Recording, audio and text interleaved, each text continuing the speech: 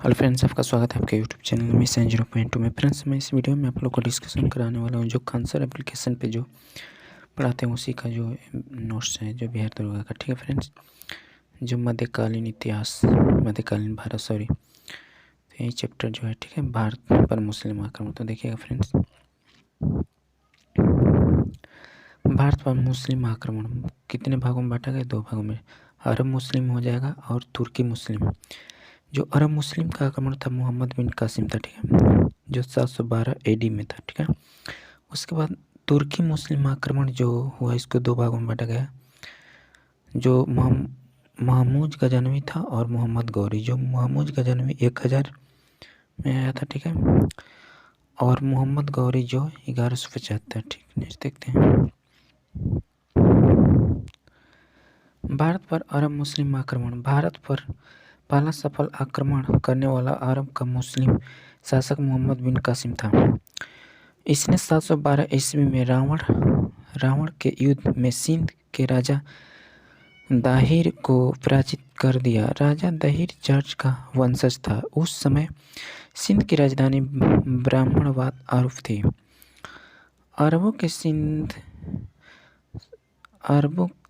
की सिंध विजय का प्रमाण फारसी ग्रंथ रचनामा फतहनामा नामक ग्रंथ में मिलता है, जिसका रचना अली अहमद ने किया। इस पुस्तक को अरबी भाषा में रचना अबू मुहासिर ने किया। ठीक, इसका भारत पर आक्रमण करने का उद्देश्य धन दौलत लूटना था। भारत पर आक्रमण करने का इसका क्या आक्रमण था, उद्देश्य था? तो धन दौलत लूटना और इस्लाम धर्म का प्रचार प्रसार करना था, न कि राज्य विस्तार का। देखते हैं। मोहम्मद बिन कासिम ने 713 ईस्वी में मुल्तान को जीत लिया और यहाँ से इसे इतना अधिक सोने का भंडार मिला कि मुल्तान को इतिहास में स्वर्ण नगरी कहा जाने लगा। ठीक है, इसने जीते हुए क्षेत्र की राजधानी में अलम नुसरा को बनाया। मोहम्मद बिन कासिम के आक्रमण का फलस्वरूप अरबी संस्कृति को भारतीयों ने और कुछ भारतीय संस्कृति को अरब वासियों ने अपनाया। आगे देखते हैं फ्रेंड्स। अरब और हिंद संस्कृति के मिश्रण के परिणाम स्वरूप अरबवासियों ने भारत से खगोल शास्त्र, अंक गणित, चिकित्सा शास्त्र और दर्शन के क्षेत्र में बहुत कुछ सीखा और इसका प्रचार प्रसार पूरे यूरोप में किया। नेक्स्ट देखते हैं। सर्वप्रथम अरबवासी मुस्लिम ने भारतीयों को हिंदू कहकर संबोधित किया था। कौन किया था? तो अरबवासियों ने मुस्लिम भारतीयों को हिंदू कहकर संबोधित किया था और इस देश का नाम हिंदुस्तान कहा था। अरब आक्रमण के फलस्वरूप भारत में पर्दा प्रथा तीव्र गति से विकास हुआ। इसके साथ ही जर्जिया, जकात और खराज भू-राजस्व नामक कर के बारे में जानकारी प्राप्त हुआ। मोहम्मद बिन कासिम ने भारत में सर्वप्रथम जर्जिया कर लगाया था। कौन लगाया था? तो मोहम्मद बिन कासिम ने सर्वप्रथम लगाया था, जर्जिया भारत में लगाया था। आगे देखिएगा।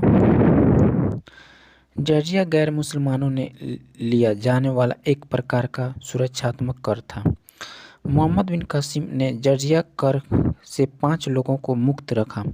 कौन को रखा था? बच्चा, बूढ़ा, ब्राह्मण, विकलांग, औरत। आगे देखते हैं। फिरोज शाह तुगलक ने ब्राह्मणों पर भी जर्जिया कर लगा दिया।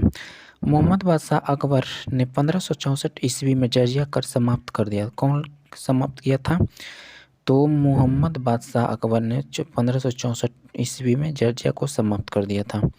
औरंगजेब ने 1779 ईस्वी में पुनः जर्जिया कर लगा दिया। ये बंद किया था, समाप्त किया था, फिर पुनः कर दिया, चालू कर दिया। ठीक है, औरंगजेब ने, जो 1779 में। नोट देखिएगा। एकमात्र मुगल बादशाह औरंगजेब थे जिसने और अंग्रेजों से भी जर्जिया कर वसूला। आगे देखते हैं। जर्जिया कर को अंतिम रूप से मोहम्मद शाह रंगीला बादशाह ने समाप्त किया। अरबों ने सिंध में ऊँट पालने की प्रथा तथा खजूर की खेती का प्रारंभ था। अरबों ने सिंध में ऊँट पालने का प्रथा तथा खजूर की खेती को प्रारंभ किया। आगे देखते हैं चनननामा। चचननामा ग्रंथ के अनुसार सुलेमान के आदेश पर मोहम्मद बिन कासिम की हत्या करवा दी थी। ठीक है, आगे देखते हैं भारत पर तुर्क आक्रमण। भारत में मुस्लिम सत्ता की स्थापना का श्रेय तुर्कों को दिया जाता है। तुर्क चीन की उत्तरी पश्चिम सीमाओं पर निवास करने वाले एक लड़ाकू एवं बर्बर जाति था, जो उमैया वंशी शासकों के संपर्क में आने के बाद इस्लाम धर्म अपना लिया। उनका उद्देश्य एक विशाल मुस्लिम साम्राज्य स्थापित करना था। आगे देखते हैं अल्पतगीन ने 932 ईस्वी में अफगान प्रदेश में गजनी साम्राज्य की स्थापना किया, जिसकी राजधानी गजनी थी। गजनी वंश का अन्य नाम यामनी वंश भी है। भारत में पहला तुर्क आक्रमणकारी सुबुक्तगीन था। प्रथम तुर्क आक्रमण के समय पंजाब में शाही वंश का शासक जयपाल शासक कर रहा था।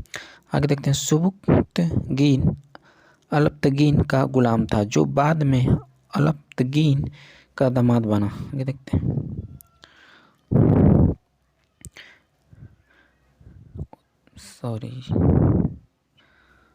देखते हैं फ्रेंड्स,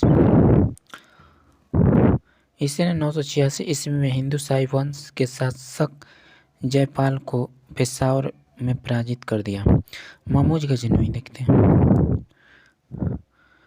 सुबुक्तगीन का पुत्र महमूद गजनवी था, जो अफगान के गजनी का रहने वाला था। महमूद गजनवी 998 ईस्वी में गद्दी पर बैठा। अपने पिता के काल में महमूद गजनवी ने खुरासान का शासक था। सर हेनरी इलियट के अनुसार इसने 1000 ईस्वी से 1027 ईस्वी के बीच कुल 17 बार भारत पर आक्रमण किया था। कितने बार भारत पर आक्रमण किया था? तो 17 बार। देखते हैं इसने मध्य एशिया में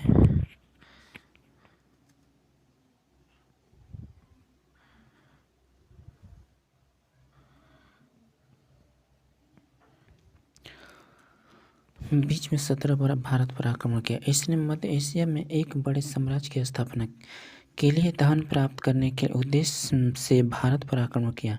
इसने 1001 में पंजाब के हिंदू शाही वंश के ऊपर आक्रमण किया। उस समय इसकी राजधानी वहीद अथवा उदय भवनपुर थी। इस समय यहाँ के शासक जयपाल थे।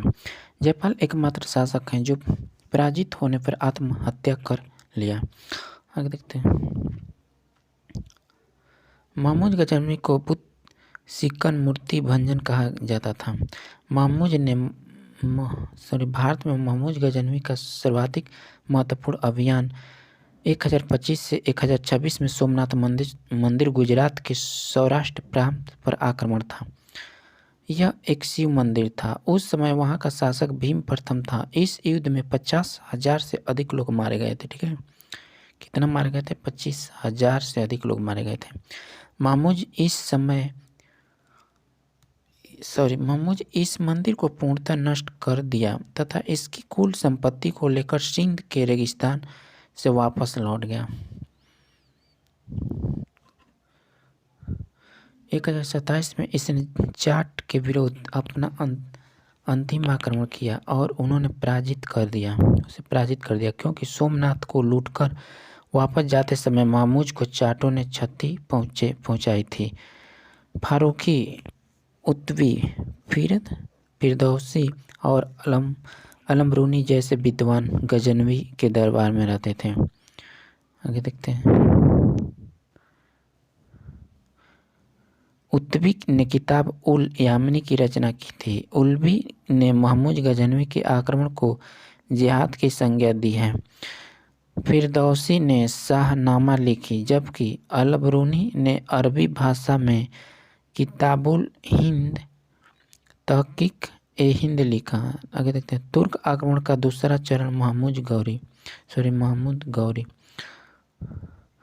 तुर्क एक जनजाति थी जो अफगानिस्तान के क्षेत्र की थी। इसके दूसरे चरण का नृत्य मोहम्मद गौरी ने किया। इसका पूरा नाम मोहम्मद गौरी या मुईनुद्दीन मोहम्मद बिन शाम था। ठीक है, शिहाबुद्दीन था। इसे गौर वंश का मोहम्मद भी कहा जाता था।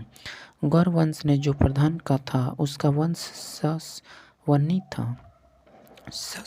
था। ठीक, मोहम्मद गौरी इसी वंश का शक्तिशाली शासक था।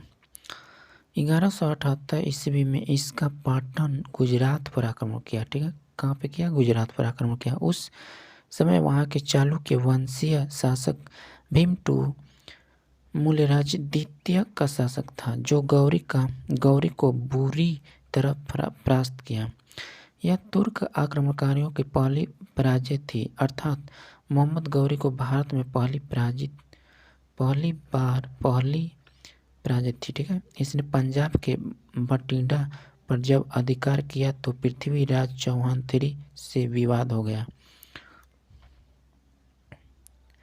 1991 ईस्वी में तराइन के प्रथम युद्ध में पृथ्वीराज चौहान III ने गौरी को पराजित कर दिया। इस युद्ध में पृथ्वीराज चौहान का सेनापति स्कंद था। 1192 ईस्वी के तराइन के द्वितीय युद्ध में मोहम्मद गौरी ने जयचंद्र के सहयोग से पृथ्वीराज चौहान III को पराजित कर दिया और उसकी हत्या कर दी। 1194 ईस्वी के चंद्रवर के युद्ध में फिरोजाबाद उन्हें कन्नौज के शासक जयचंद्र को पराजित कर दिया। मोहम्मद गौरी का गुलाम था। कुतुबुद्दीन ऐबक का सेनापति बख्तियार खिलजी 1198 ईस्वी में नालंदा विश्वविद्यालय को ध्वस्त कर दिया तथा बिहार शरीफ नामक शहर बसाया। बिहार को जीतने वाला प्रथम मुस्लिम विजेता बख्तियार खिलजी को माना जाता है। बख्तियार खिलजी ने लखनौती को अपनी राजधानी बनाई। किसको? लखनौती को। मोहम्मद कासिम का कोई पुत्र नहीं था तथा जयचंद्र को पराजित करने के बाद गौरी द्वारा भारत में जीते गए प्रदेश को कुतुबुद्दीन ऐबक को सौंपकर वापसी गजनी लौट गया। मोहम्मद गौरी के 3 प्रमुख गुलाम थे। कौन कौन थे? तो कुतुबुद्दीन ऐबक था और आपको हो जाएगा यालदोज था और कुवाचा। ये 3 गुलाम थे मोहम्मद गौरी के। ठीक है, आगे देखते हैं। नोट देखिएगा, भारत में कागज का उपयोग 12वीं शताब्दी से प्रारंभ हुआ है। ठीक है, कितने सदी से? 12वीं। ठीक है फ्रेंड्स, इस चैप्टर में इतना ही क्वेश्चन था। तो वीडियो अच्छा लगा होगा तो जरूर इसे लाइक कीजिएगा। ठीक है, और कमेंट कीजिएगा कि कैसा वीडियो लगा है। ठीक है, नेक्स्ट चैप्टर में आप लोग को दिल्ली सल्तनत कराऊंगा। ठीक है फ्रेंड्स, जो चैप्टर नंबर 2 है।